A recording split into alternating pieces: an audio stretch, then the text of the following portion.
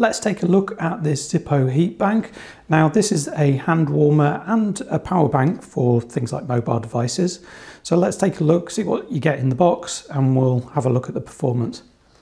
Okay, so I've opened it up and we've been using it for a week, but inside here, which was, you have to tear the packaging open, some instructions, the unit, which is quite compact, see there, it's quite thin as well. We'll compare this with another unit in a second. And then the only other thing in the packaging is the USB cable. So we've got short USB cable there. Well, it's maybe about 10 inches long, that. So not massive, but quite neat if you just want to plug it into a wall charger. So obviously the wall charger, you plug it into the smaller USB, micro USB socket to charge it. And then if you want to power up another device, you would plug that into the USB socket there. And it charges with 1 amp, so you're not going to get fast charging on devices. And it's not a massive capacity. It's rated at 2600 milliamp hours, so you'll be lucky to fill a phone with that, but you'll get an emergency charge out of it, so that's not so bad. Looking around at the top of the device again, we've got 3 LEDs there which show you the charging status and how much power is left in the power bank itself. And then you've got the little LED above that, and that indicates whether it's putting out heat or whether it's charging another device. So it'll be a solid red and when it's charging something, and then it'll be blinking when it's heating the heating element. So let's turn it on. You long press and then that turns it on, and you can see it's blinking there, so that indicates that it's on the low heat mode. And then if we press it again, you can see it blinks faster, and that means it's on the high heat mode. Now it's supposed to top out at 45 degrees, but in my testing it hits 50 on this high heat mode, which is pretty toasty. That's in a kitchen which was at about 17 degrees ambient temperature.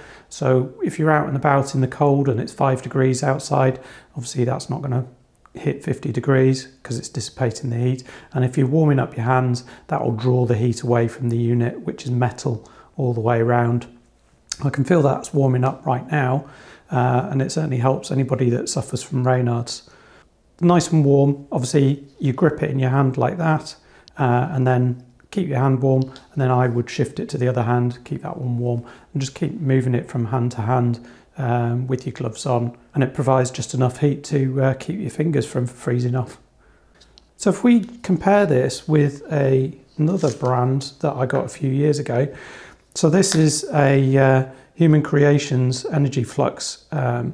Now this has 4400 milliamp hours, so it's a fair size bigger, both in capacity and the size of the unit. And if we look there, you can really see that it's almost double the depth of it. Now I've loved this, and this has survived a lot of punishment, including dropping it from about 15 feet to the ground by accident, and it's been great.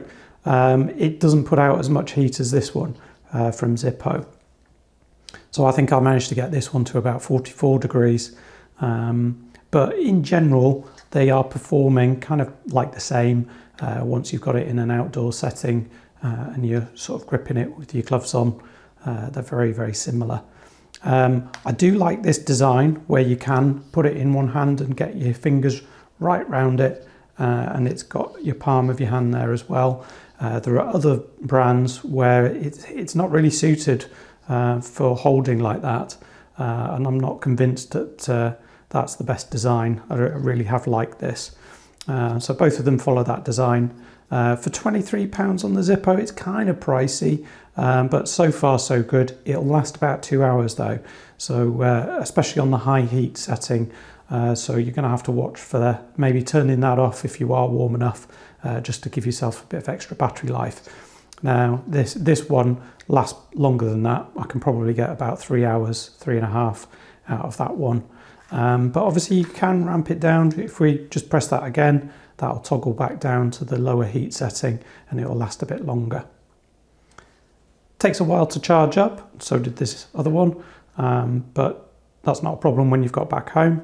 But overall, I would have said it's a good buy. It's nice and compact, fits in a pocket. You could even maybe slip it into a glove, keep your hand sort of toasty that way. But I much prefer just gripping it in your hands, and then you can swap between the two of them. So yeah, I can recommend this. So far so good. I'll let you know in the comments whether we get any problems with this over the coming years.